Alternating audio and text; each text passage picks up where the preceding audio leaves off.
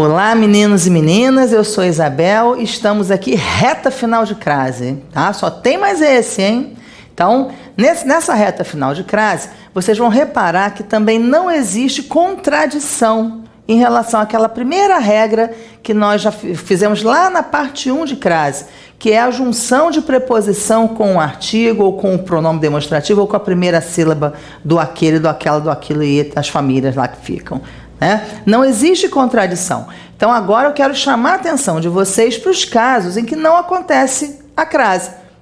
E aí, é claro, não vai acontecer. Por quê? Porque só vai ter preposição, ou então só vai ter artigo, e aí não vai acontecer a crase.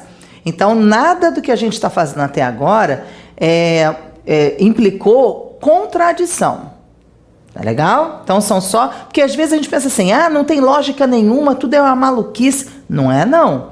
Tem lógica, sim. É que é cumprido, é que tem um caso aqui, um casinho ali. Lembra disso, lembra daquilo, né? Mas não há contradição, que é o mais importante.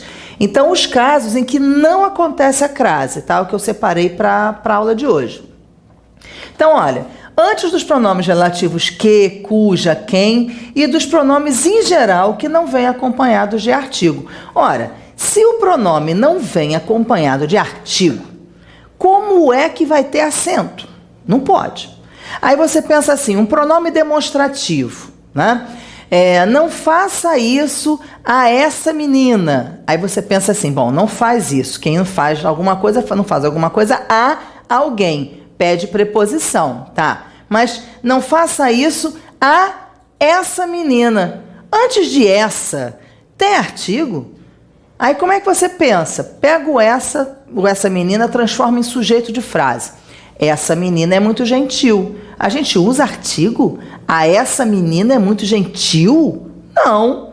Então, se não tem artigo, como é que eu quero botar o acento? Não pode, tá? Então, é isso que às vezes a gente acha que tem um acento, mas a gente precisa raciocinar para ver se tem preposição mais artigo.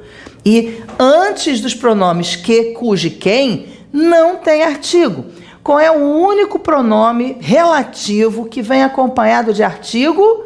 O qual. Qual tem? A qual, o qual, as quais, os quais. Os outros, nenhum tem. Tá? Então, antes de nenhum pronome de relativo que não seja o qual, vai ter acento. Tá? A menina a que ou a quem me referi é minha aluna. Então, não vai ter o acento nem antes do que e nem antes do quem. Por quê? Porque não tem artigo antes de que, nem artigo antes de quem. Repare, esse quem aqui está sendo usado como pronome relativo, na verdade, é um pronome interrogativo, né? É um pronome indefinido, que por derivação imprópria apareceu aqui junto com os relativos, né? Faça uma frase com quem? Quem pergunta por mim? Você usa artigo? A quem pergunta por mim? Não. Então, se não usa artigo, vai ter acento? Não também. Tá? Fácil pensar isso. Então, olha, quem se refere, como a gente já falou, tem preposição, tudo bem, tá aqui, né? Quem se refere a, tem preposição. Só que antes do que não tem artigo, não tem acento, tá? Muito fácil, não tem artigo, não tem acento, tá legal? Só recorrerei a essa alternativa em último caso.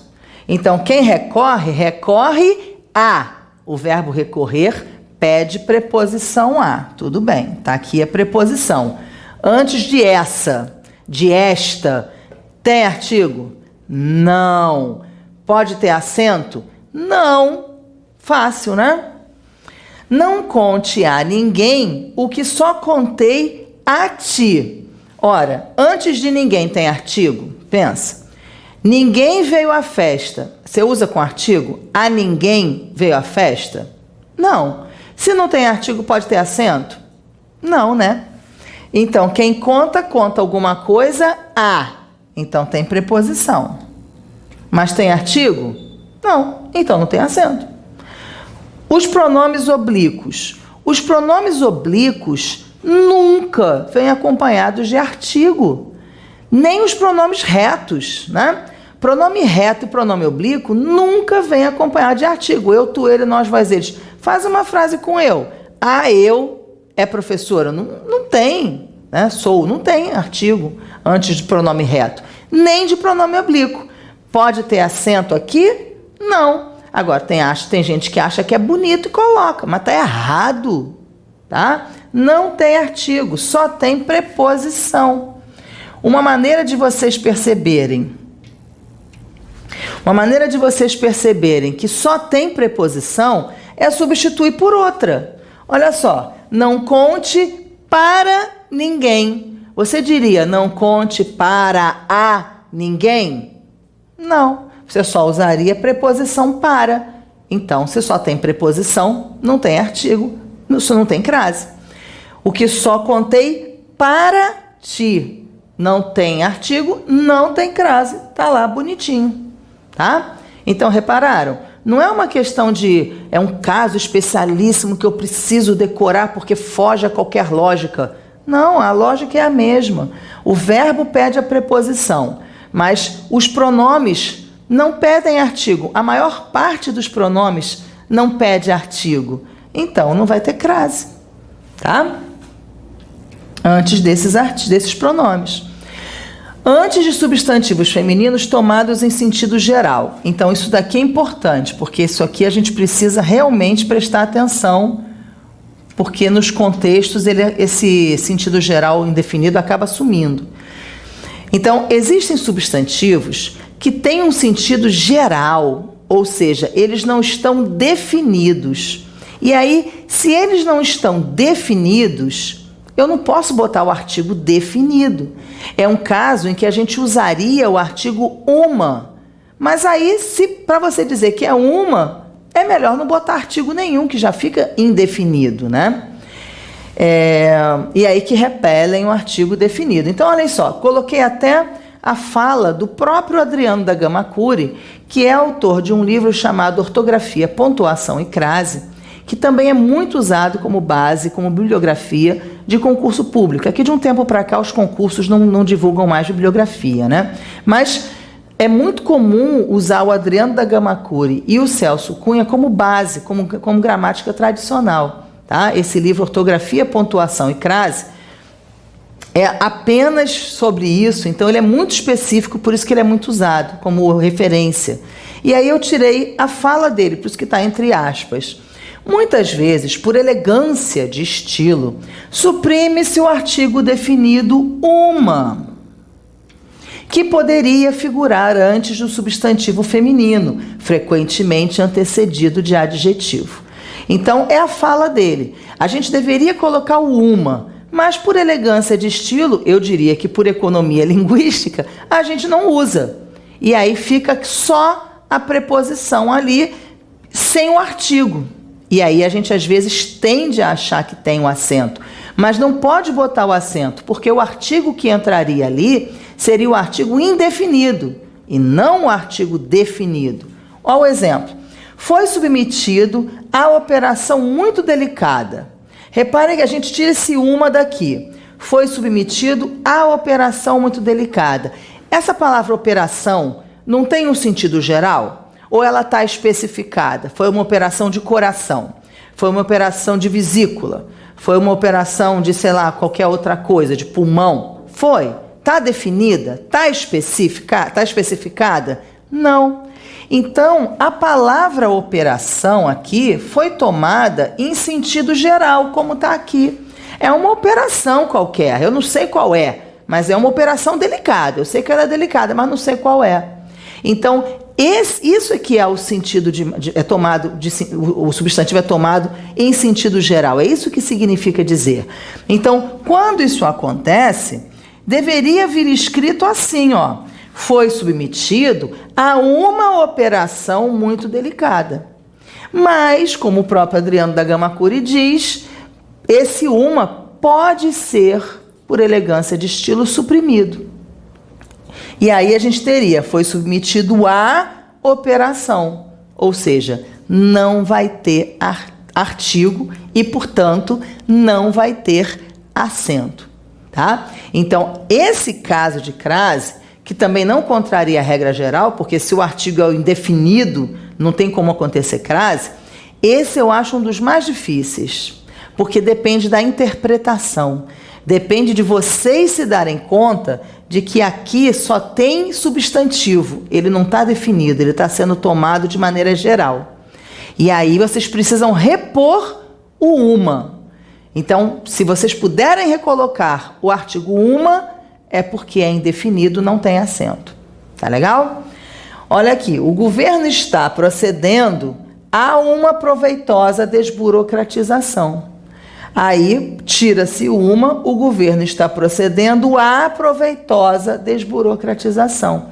Reparem que proveitosa desburocratização já é um termo enorme, né?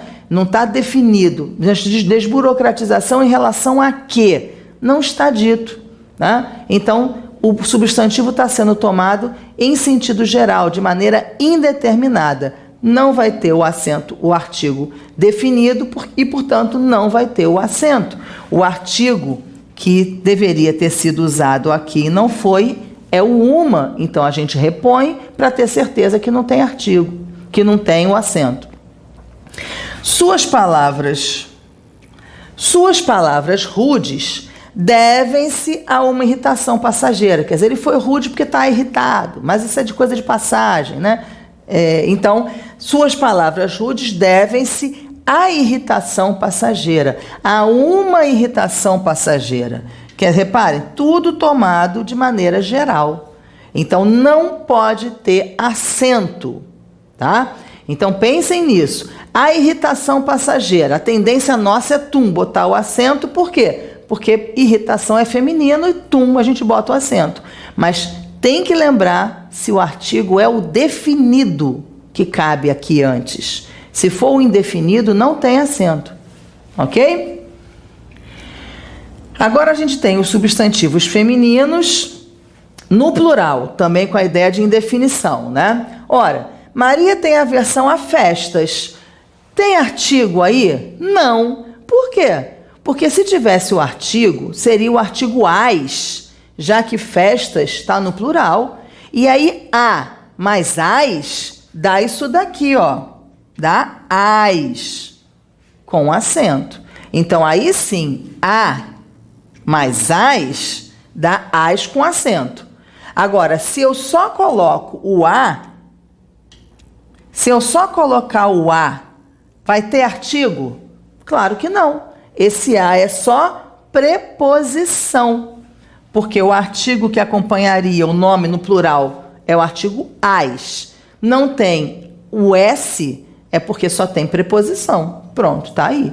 Então, Maria tem aversão a festas. Se por um acaso eu estivesse colocando esse festas no singular, haveria colocação de acento? Também não. Maria tem aversão à festa. Essa palavra festa está determinada? Está definida? Não. Está tomada em sentido geral. A qualquer festa. Também não teria o artigo, também não teria o artigo definido, também não teria o acento. Tá? Então, mesmo que festas viesse no singular, Maria tem aversão à festa, a gente teria só o a preposição. Tá? Porque a palavra festa não está definida, e aí não tem artigo definido.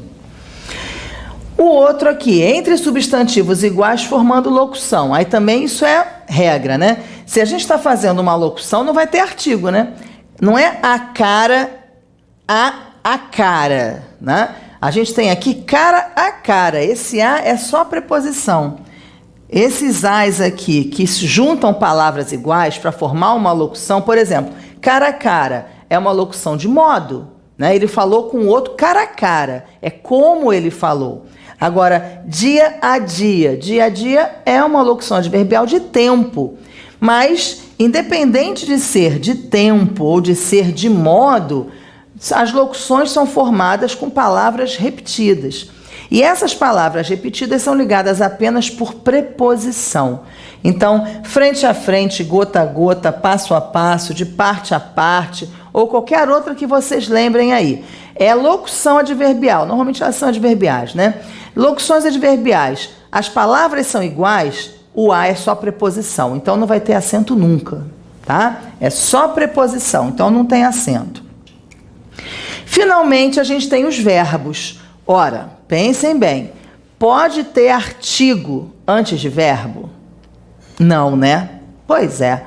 Pode ter preposição, claro, preposições ligam verbos, formando locuções verbais.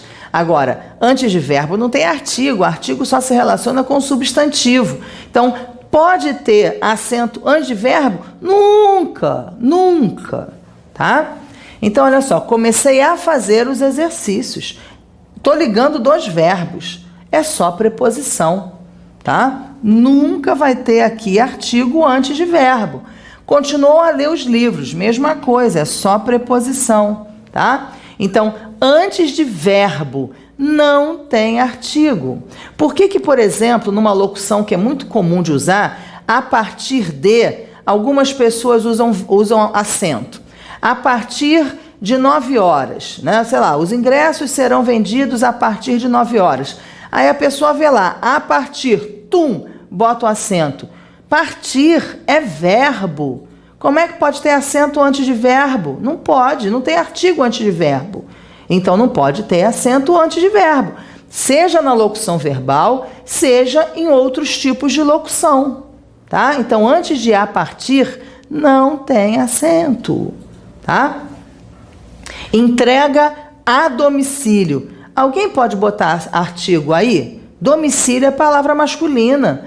Então, primeiro, você não entrega ao domicílio. Vem cá, domicílio, toma aqui a sua entrega. Você não entrega a alguém, você entrega no domicílio. Então já está errado por aí, né? São entregas em domicílio. Se por um acaso o dito cujo quer usar o a, ele pode usar o a, mas com acento ele está errando duas vezes, né? Está errando porque não é o a e está errando porque não tem acento. Mas, bom, então aqui a, antes de verbo, não tem acento, né? Não tem artigo, não tem acento.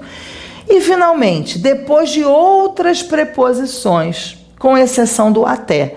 A gente já viu aí numa aula anterior, eu acho que na primeira aula, que o até pode ter uma forma alternativa como até a.